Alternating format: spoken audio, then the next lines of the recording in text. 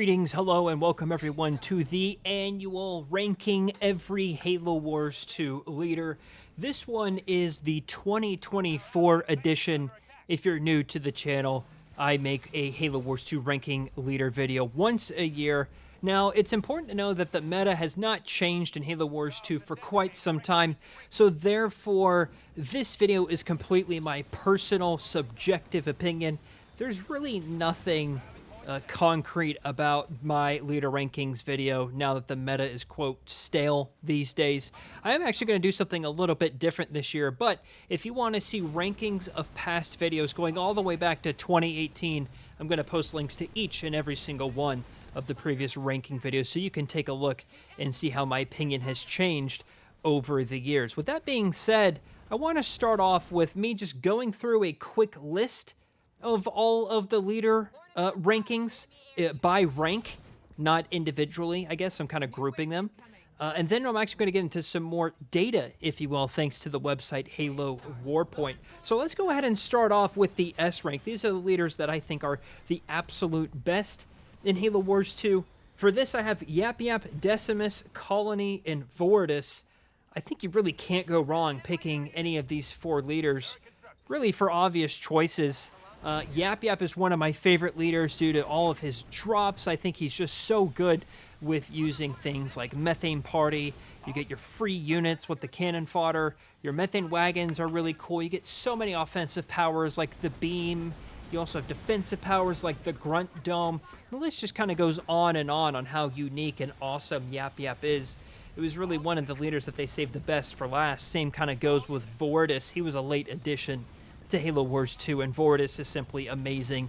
I really enjoy Vortis. And of course, you have your other great tanky leader in Colony. I think that's a fan favorite. A lot of people love playing as Colony. I'm sure he has a high pick rate. And I think Colony has one of the more favorite leaders to pick in Halo Wars 2. And of course, Decimus, the king of the cringe air. I think it kind of makes sense why, I really like having Decimus up in the S rank. Moving on to the A rank, I have Cutter, Shipmaster, and Atriox. Personally, I really enjoy playing as Cutter and Atriox. I think you really can't go wrong with either of those two leaders, your base staple leaders. And, even though I'm not very good and I personally do not like Shipmaster, I'm putting him in the A rank because I respect the utility of Shipmaster, and he can really mess you up if you're not prepared or don't know how to use him. Personally, again, he's not for me, but I know that he's a good leader, so therefore I'm going to put him in the A rank. On to the B rank, I have Kinsano, Arbiter, Anders, Forge, and Jerome. It's quite apparent, in my opinion, that in Halo Wars 2, the UNSC is just not up to par compared to the Banished. I think the Banished really outclassed the UNSC in many ways. I think also, especially as the game kind of progresses, the Banished have just much better leader powers, especially offensive leader powers compared to the UNSC. And I think that's kind of why we don't see the UNSC outclassing much of the Banished leaders pound for pound. So I really do think that overall the UNSC kind of needs a buff. Vultures withstanding, I think there's a little bit better that UNSC could do compared to the Banished, but nonetheless, that's why you see a lot of the base UNSC leaders here in the B rank. Next on to the C rank, I have just Isabel and Serena. I kind of feel like both of these leaders can be quite nasty when paired with combinations with other leaders.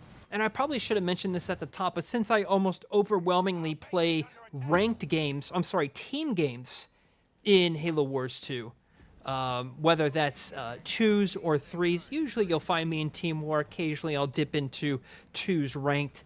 I think both of these leaders are really good with combinations with other leaders and not so good by themselves. I could be wrong about that because I don't play a whole lot of solos, but that's just kind of my opinion. I think Isabel, you can really turn the complete game around by using, something like combat salvage vultures, which other leaders have as well, like Forge or Johnson.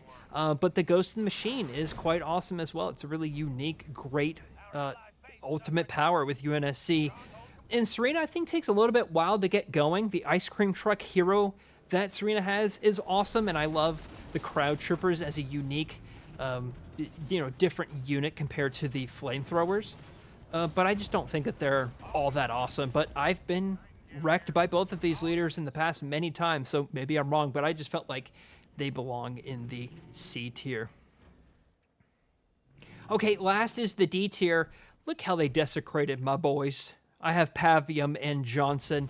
What a nice little combination. Pavium in a bunker is so awesome to do to your opponents, and I have so many videos where we've done that time and time again, and the results are usually hilarious. But, you know, unfortunately, I think Pavium is the weakest of the banished by a mile, and unfortunately, he gets wrecked quite a lot. That's why usually when I pick Pavium, we end up losing.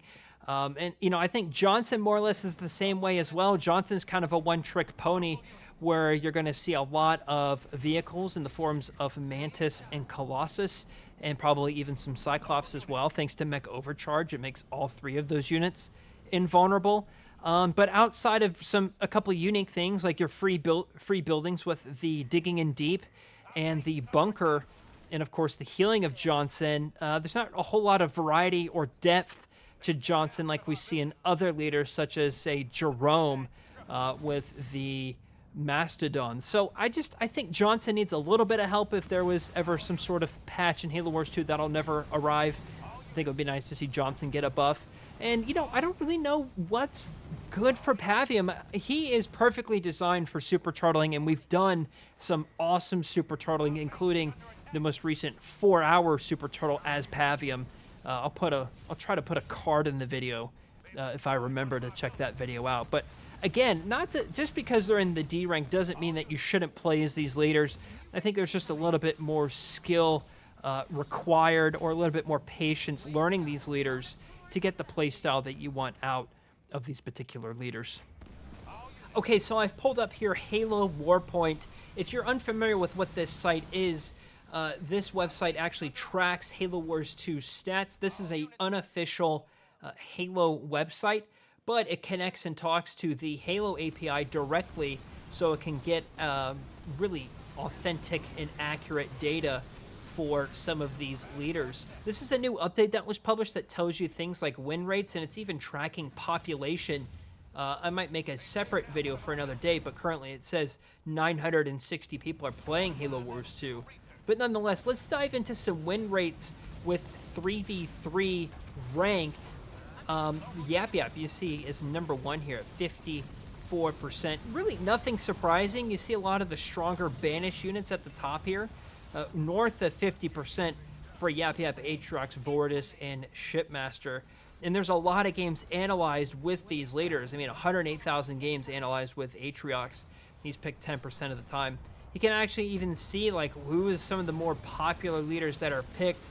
Sergeant Forge looks to be the most popular one at almost 11.7%. And the worst leader, according to the win rate, is in fact Pavium at 43%. And I think with some of these pick rates, you see, 4%, 2%, 3% for some of these leaders.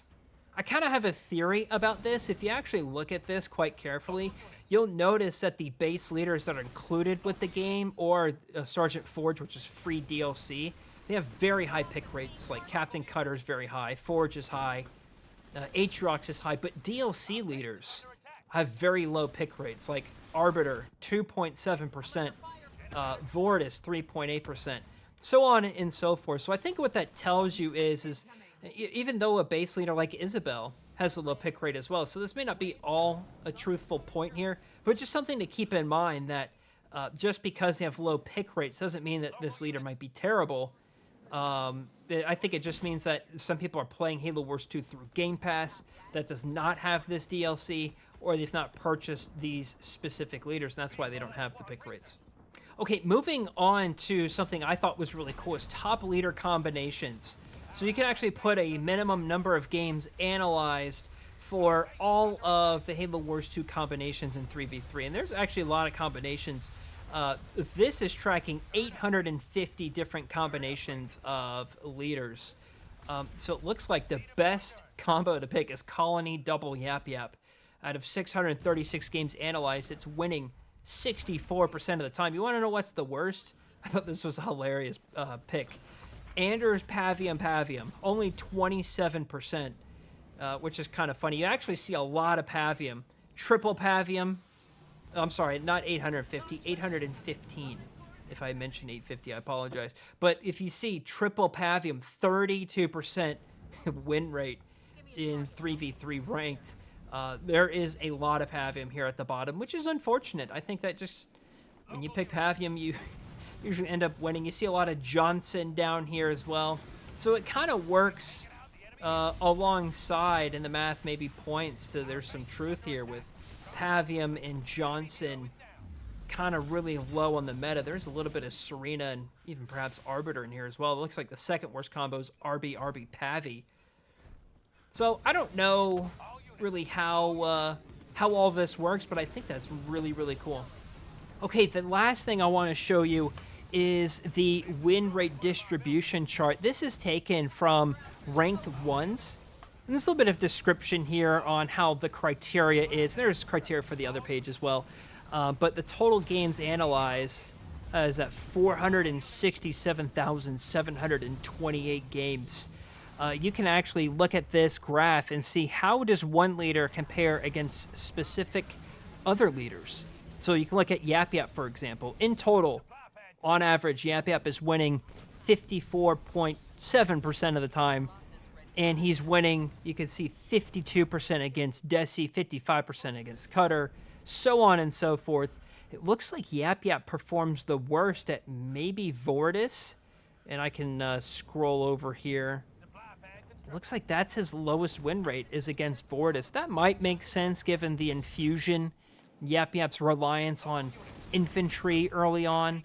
Maybe Vortis has something to do with combat spoils that really messes up Yap Yap, so that's important to know. But he wins 65% of the time against Jerome, which is crazy.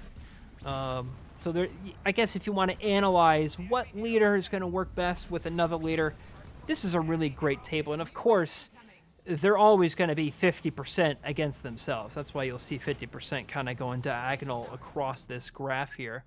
A leader can only be 50% against itself.